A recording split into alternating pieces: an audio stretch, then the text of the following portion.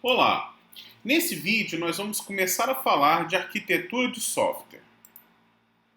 Definição: arquitetura de software refere-se a estruturas de grandes sistemas de software.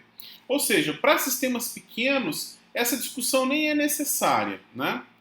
A visão arquitetônica de um sistema é abstrata, retirando de cena detalhes de implementação, algoritmos e de representação de dados, e procurando concentrar no comportamento de interação entre elementos considerados caixas pretas. Então, a gente olha para um grande sistema dividido em caixas que interagem umas com as outras, né? Sem se preocupar com os detalhes internos de cada caixa dessa.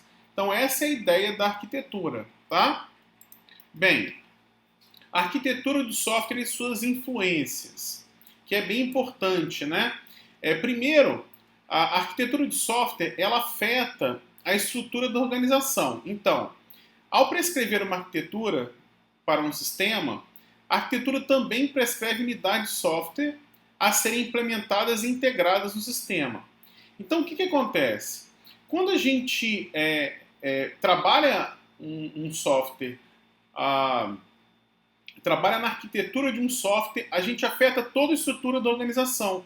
Eventualmente, eu posso contratar mais pessoas, eu posso precisar de menos mão de obra para outros setores. Então, isso afeta diretamente a estrutura da organização, né?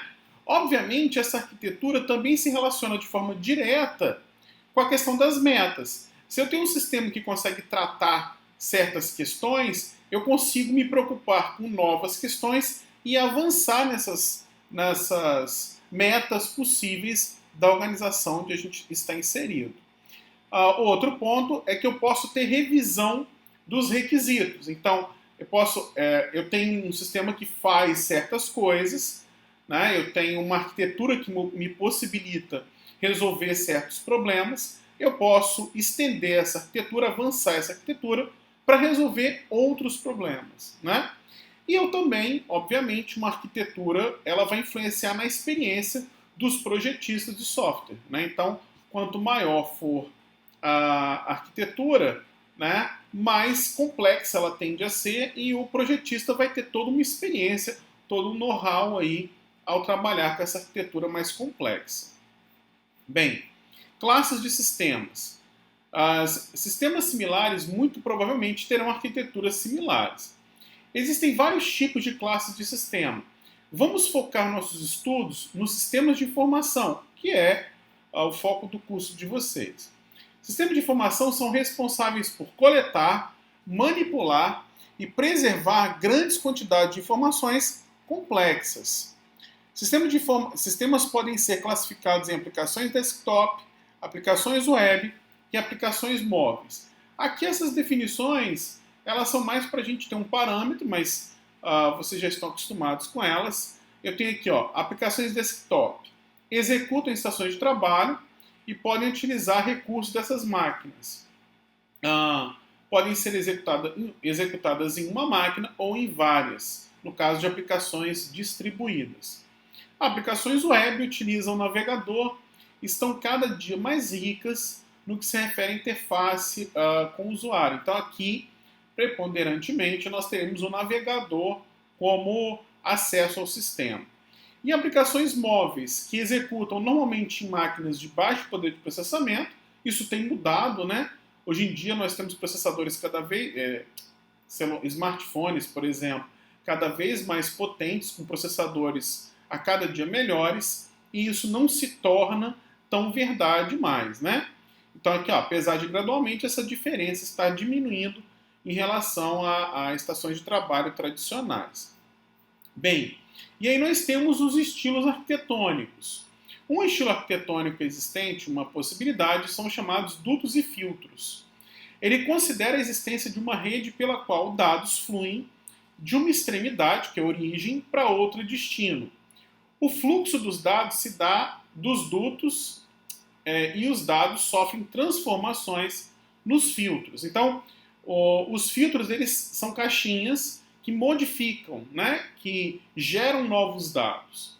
Então, a canonização de programas no sistema operacional Unix, modelo clássico de compiladores, que, por exemplo, você pode ter um compilador que ele trabalha em várias etapas. É comum você ter compiladores Java, por exemplo, que compilam para C e aí você chama um compilador C para compilar para código de máquina, por exemplo. Sistemas de folha de pagamento, eu posso ter também uma sequência de dutos e filtros.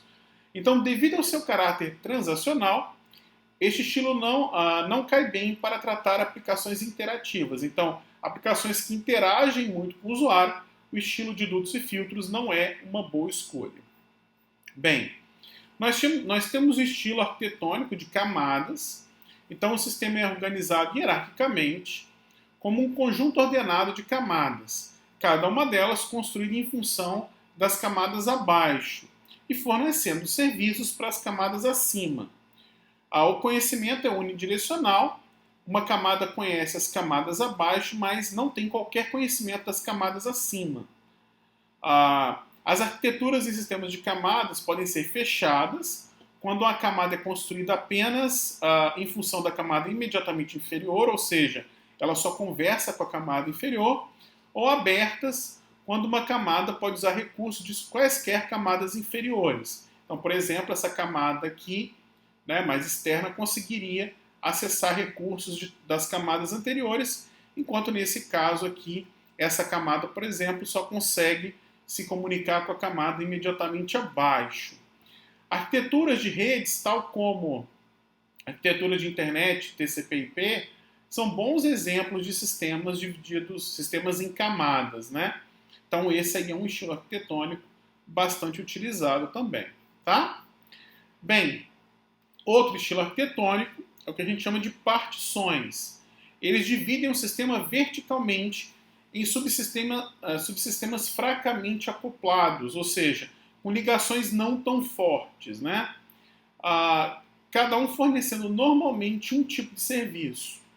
Esse é o caso, por exemplo, de sistemas operacionais, que possuem partições para controle de arquivos, gerência de memória, controle de processo. Então, cada partição dessa, ela tem internamente dela muita interação entre os elementos, mas a conversa entre elas esse fluxo não é tão grande quanto essa interação interna. Então, eles se comunicam, é como se eu tivesse... cada partição dessa fosse responsável por um trabalho e elas se comunicassem para conseguir resolver um problema. E aí a gente tem aí a questão dos sistemas operacionais que utiliza isso aí bastante. As partições podem ter algum conhecimento acerca das outras, mas esse conhecimento não é profundo e evita maiores dependências de projeto. Ao contrário das camadas, que variam em nível de abstração, as partições simplesmente dividem um sistema em partes, todas tendo um nível de abstração semelhante. Quando a gente fala de uma arquitetura TCP/IP, a gente está falando, por exemplo, de uma camada de alto nível que ela não sabe nada do hardware, enquanto uma camada de mais baixo nível, ela só conhece o hardware, praticamente. Aqui não. Quando a gente fala de partições, a gente divide por responsabilidades. Então, nas partições, cada partição pode conhecer desde a interface com o usuário até o mais baixo nível lá da relação com a máquina, tá? Então, sobre a arquitetura de sistemas, a gente vai parar aqui nesse trecho da aula para continuar num outro vídeo e esse vídeo não ficar tão longo, tá certo? Então, por hora é isso, valeu!